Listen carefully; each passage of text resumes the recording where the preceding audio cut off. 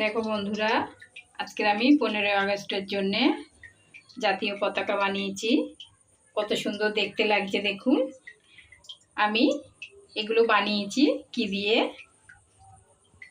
এটা হলো সর্ষে শাক, এটা হলো ছানার পায়েস, এটা হলো গাজরের হালুয়া, আর দু সাইডে আমি পরোটা বানিয়ে দিয়েছি।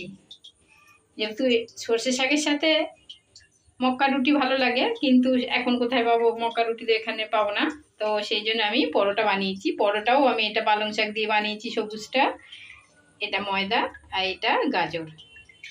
কত সুন্দর দেখতে লাগছে। আমি এবার খেয়ে দেখাবো তোমাদেরকে।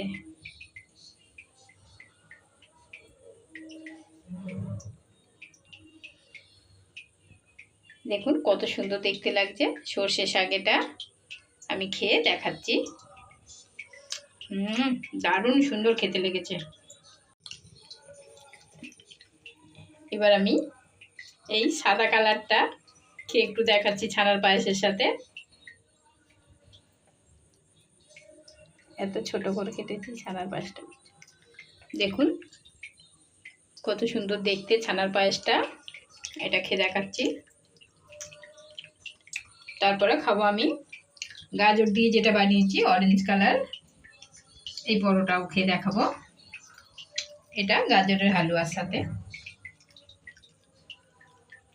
দেখুন কত সুন্দর,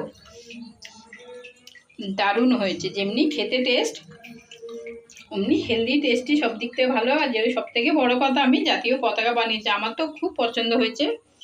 তোমাদের কত পছন্দ হয়েছে আমাকে একবার জানিও কমেন্ট করে। টাটা।